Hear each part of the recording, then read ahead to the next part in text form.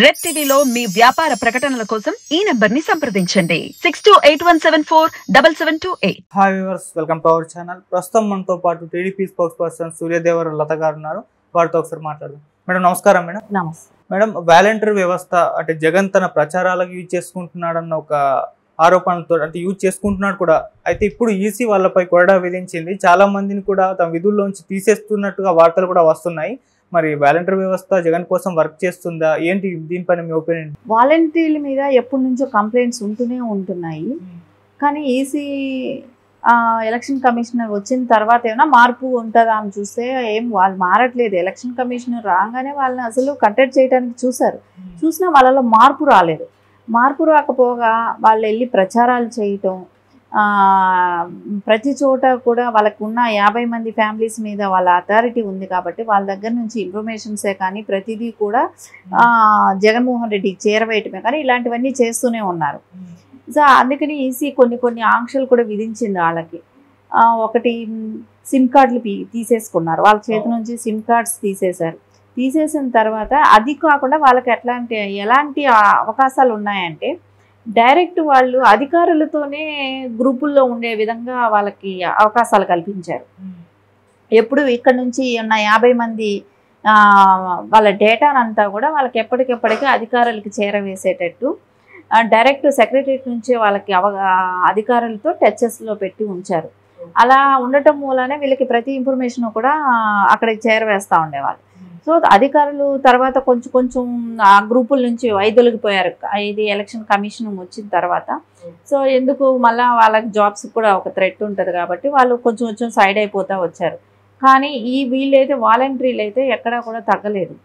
So వీళ్ళు చేసే పనులు వీళ్ళు మళ్ళీ ప్రచారాలు చేయటం, వాళ్ళు అప్పటికీ చెప్పారు పోలింగ్ బూతుల దగ్గరికి ఎవరైనా వస్తే వాళ్ళకి ఫొటోస్ తీసి ఇచ్చిన వాళ్ళ మీద కేసు కూడా పెడతామనేటట్టు ఈసీ గట్టిగా స్ట్రాంగ్గా వార్నింగ్ కూడా ఇవ్వటం జరిగింది. మళ్ళీ పోలింగ్ ఇదివరకు ఏమన్నారంటే పోలింగ్ ప్లేసుల్లో కూడా వీళ్ళని అధికారులు ఇదిగా ఉంచుతాము, వీళ్ళే అక్కడ కూర్చుంటారు అనేటట్టు ఉంటే కూడా అది కూడా రద్దు చేశారు. సో ఓన్లీ గవర్నమెంట్ ఎంప్లాయీస్ వరకే అనేటట్టు ఒక అధికారులను తీసుకురావడంతో అది కొంచెం ఒక రిలీఫ్ లాంటిది జరిగింది. కానీ వీళ్ళకన్నిటికీ కూడా వెనకుండి నడిపించేది ఎవరు అని అంటే జగన్మోహన్ రెడ్డి. వాళ్ళని ఆ రకమైన పకడ్బందీగా ఒక ఉచ్చులాగా బిగించి వాళ్ళని అలా ఉంచుకున్నాడు. సరే ఏదేమైనా కానీ ఇప్పుడు ఈసీ తీసుకున్న నిర్ణయంతోనే వీళ్ళకి గట్టిగా దెబ్బ తగిలింది. జగన్మోహన్ రెడ్డి కొంచెం షాక్లో ఉన్నాడు. కాకపోతే పై అధికారులు కొంతమంది సపోర్ట్ చేయబట్టి జగన్మోహన్ రెడ్డి వీళ్ళని ఇంకా కూడా నడిపిస్తున్నాడు అనేది మనకు అర్థమవుతుంది. సో వీళ్ళ వెనకాల ఇంకా ఐఏఎస్లు ఐపీఎస్లు వాళ్ళ హ్యాండ్ కూడా ఉంది కాబట్టి అక్కడి నుంచి కూడా కంట్రోల్ అవ్వాల్సిన అవసరం కూడా ఉంది.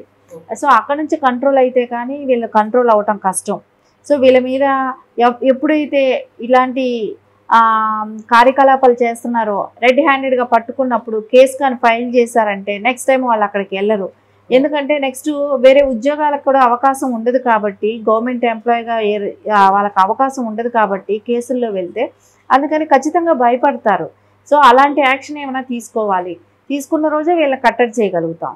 లేకుండా ఉంటే మళ్ళీ వాళ్ళకి ఎలాగుందంటే మళ్ళీ జగన్మోహన్ రెడ్డి గారి సీఎం అవుతారు, మన మీద ఏమైనా మనకి ఇంకా ఆయన వస్తే ఇంకేమైనా బెనిఫిట్స్ చేస్తాడు అన్నట్టున్నారు. కానీ ఎవరు వచ్చినా కూడా మీరు చదువుకున్న చదువులకి అక్కడ చేసే ఉద్యోగానికి చాలా పొందలేదు. ఏదో 10th క్లాస్ చదువుకున్న వాళ్ళకి ఇంజనీరింగ్ చేసిన పిల్లలకి అందరికీ కలిపి ఒకే ఉద్యోగం లాగా అనిపిస్తుంటే సో వాళ్ళకి గ్రోత్ అవసరం లేదా, వాళ్ళకి లైఫ్లో ఇంకొంచెం ముందుకు ఎదగాలనేదే కానివ్వండి, మంచి జాబ్సే కానివ్వండి, ఒక కంపెనీసే కానివ్వండి, సాఫ్ట్వేర్ జాబ్సే రావాలంటాం కానీ ఇట్లాంటి వీటి మీద అవకాశాలు లేకుండా పోతున్నాయి అనేది వాళ్ళు కొంచెం ఆలోచించి రేపు ఎలక్షన్ సజావుగా జరిగిందంటే ఫ్యూచర్ బాగుంటుంది, కేసుల్లో ఇరుక్కోకుండా వాలంటీర్స్ కూడా.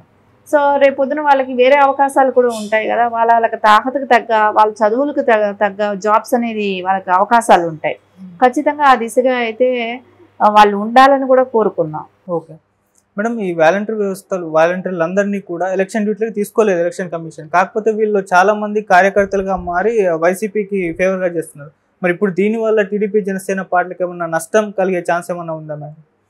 నష్టం అనే దానికన్నా నష్టం జరగకపోవచ్చు కానీ వాళ్ళు చేసేది ఎందుకంటే ఈసీలు స్ట్రాంగ్ డెసిషన్ తీసుకుంటే, ఎలక్షన్ కమిషనర్ స్ట్రాంగ్ డెసిషన్ తీసుకుంటే వాళ్ళకంటూ అరెస్టులు అవుతాము, కేసులు పడతాయి అనే భయం ఉందనుకోండి, కట్టడి అవుతారు. లేకుంటే వీళ్ళు ఇలాంటివి చేస్తారు. ఇలాంటివి చేసినప్పుడు ఏంటంటే అక్కడ ఉన్న పోలీస్ డిపార్ట్మెంట్ యాక్షన్ కానివ్వండి, సరే లీడర్స్ ఇప్పుడు తెలుగుదేశమే కానివ్వండి, జనసేనే కానివ్వండి, ఇలాంటి నాయకులు ఉంటారు కాబట్టి వాళ్ళు కూడా అక్కడ కట్టడి అంటే వాళ్ళ చేతిలో ఏముండదు, డిపార్ట్మెంట్ చూసుకోవాలి, పోలీస్ డిపార్ట్మెంట్ చూసుకోవాలి. సో ఇది బాహాబాహి అని గొడవ పడేది కాదు కదా. ఏదైతే ఎలక్షన్ కమిషన్ పోలీసుని అంతా కంట్రోల్ చేయగలగాలి.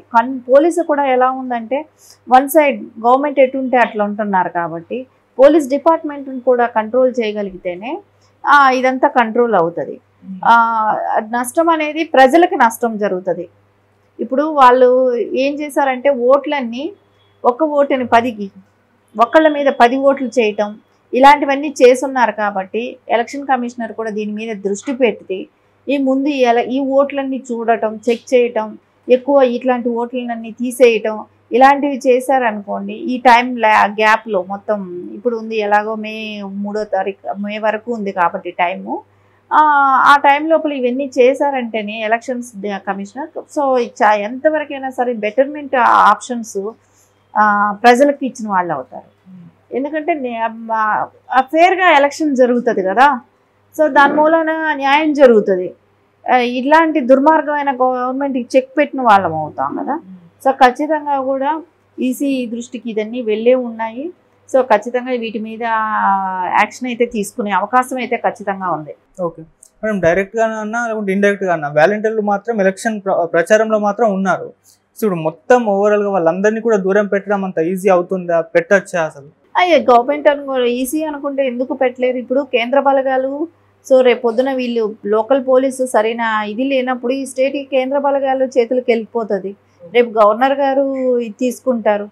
అలాంటి ఆపద్ధర్మ ముఖ్యమంత్రిగా కూడా ఉండరు, అది కూడా తీసేయాల్సి వస్తుంది. ఎందుకంటే శాంతి భద్రతలకి లోటు కలిగినప్పుడు సో ఖచ్చితంగా గవర్నరు దీని కిందకి వెళ్ళిపోయి కేంద్ర బలగాలు వచ్చింది అనుకోండి, వీళ్ళందరినీ కట్టడి చేయకుండా ఇంకేం చేస్తారు? వీళ్ళు ఎక్కడ ఉంటారు? అప్పుడు అందరూ జైలుకి వెళ్ళి కూర్చుంటారు. సో వీళ్ళు ఎక్కువ అరాచకం ఎక్కువైనప్పుడు గవర్నర్ పరిపాలన వస్తుంది. సో ఈ 2 నెలలకి ముందు ఎలక్షన్ ఎలాగో ఉంది కాబట్టి ఆపద్ధర్మ ముఖ్యమంత్రితో పెద్ద పని ఉండదు కూడా కాబట్టి సో ఆయన్ని తప్పించి గవర్నర్ పరిపాలన వెళ్ళింది అనుకోండి, వీళ్ళందరూ అప్పుడు జైలుకి వెళ్తారు కదా, ఇంకా వీళ్ళు చేసే అవకాశం కూడా ఉండదు కదా. సో నాయకులకి అప్పుడు కొంచెం భరోసా ఉంటుంది, అపోజిషన్ లీడర్లకి వాళ్ళకందరికీ కూడా కొంచెం భరోసా ఉంటుంది. ఎవరైతే పొల్యూటెడ్ అయిన అధికారులు ఎవరైతే ఉన్నారో వాళ్ళకి కూడా భయం అనేది ఉంటుంది. సో ముందు వాళ్ళను కూడా అధికారులను తప్పించాలి. పెద్ద పోస్ట్లో ఉన్న ఇప్పుడు కలెక్టర్స్ కానివ్వండి, ఐఏఎస్లు, ఐపీఎస్ వీళ్ళని తప్పించినప్పుడు వీళ్ళు కూడా వాలంటీర్లు వాళ్ళు సెట్ అవుతారు. సో మెయిన్ వచ్చి ఎక్కడైతే స్టార్ట్ అవుతుందో పెద్ద పోస్టులో ఉన్న అధికారులు ఎవరైతే వాళ్ళు కల్పెట్గా ఉండబట్టే సో కింద వాళ్ళు ఇలాంటి రెచ్చిపోవటానికి ఆస్కారం ఉంది. సో ఎక్కడైతే ఫస్ట్ జరగాల్సింది ఎక్కడ పై స్థాయిలో ఉన్న అధికారుల మీద, సో వాళ్ళ మీద వేటు పడాలి, తర్వాత అంతా వీళ్ళు సెట్ అవుతారు. మేడం కొంతమంది అభిప్రాయం ఎలా ఉందంటే ఇన్ఛార్జీలని మన వాలంటీర్లు అందరినీ కూడా ఎలక్షన్ డ్యూటీకి తీసుకోవాలి, కాకపోతే ఆ ఇన్ఛార్జీలని మార్చాలి. 50 ఇండ్లకు ఒక ఇన్ఛార్జ్ ఉంటారు కదా, వాళ్ళని ఎక్కడో డ్యూటీ వేయాలి, వాళ్ళు తీసుకుంటే దీని వల్ల ఎటువంటి లాస్ ఉండదు కదా అంటున్నారు. ఎందుకు ఇది వరకు వాలంటీర్లు లేనప్పుడు ఎవరు చేసేవాళ్ళు?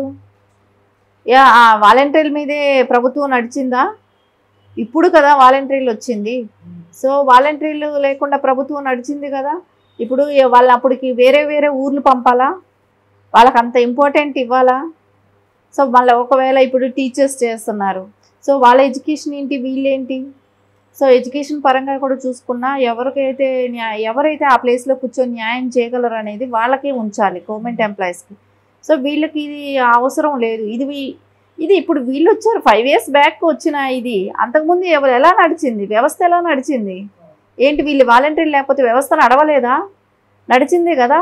కాకపోతే వాళ్ళు కూడా ఈ 5 సంవత్సరాలు ఏదో సర్వీస్ చేసామనుకున్నా, ఏదో మీకు వాళ్ళకి తగిన గుర్తింపు నారా చంద్రబాబు నాయుడు గారు లాంటి వాళ్ళు వస్తే వాళ్ళకి తగిన ఇది వాళ్ళకి చేస్తారు. కానీ ఇలాంటివి కాదు కదా, ఇలాంటి ప్రజా వ్యతిరేక పనులు చేయొద్దనేదే చెప్తున్నాం. వాలంటీర్లను కూడా ఇప్పుడు మేమేమి తిట్టేయటమో కొట్టేయటమో అట్లాంటివి ఏమీ చేయమని చెప్పట్లేదు. అట్లాంటివి కూడా ఫ్యూచర్లో కూడా ఏం జరగదు. ప్రజా వ్యతిరేక పనులు ఏమీ చేయకండి. సో ప్రజల్ని వాళ్ళకి ఇష్టం వచ్చిన వాళ్ళకి వాళ్ళని ఓటు వేసుకొనివ్వండి. మీరు వాళ్ళని బలవంతం చేయకండి. వాళ్ళని మీరు ఉద్దేశపూర్వకంగా వాళ్ళని మార్చాలనో అట్లాంటి పనులు మీరు చేయకండి. వాళ్ళకి ఓన్గా వాళ్ళ డెసిషన్ వాళ్ళకి ఇవ్వండి, అంతేగాని మీరు దీనిలో ఇన్వాల్వ్ అవ్వకండి. సో అదే వాళ్ళని కోరుకునేది. అది వాళ్ళ భవిష్యత్తుకైనా మంచిదే, ఫ్యూచర్కైనా మంచిదిగానే ఉంటుంది అందరికీ కూడా. Okay, thank you so much. Thank you.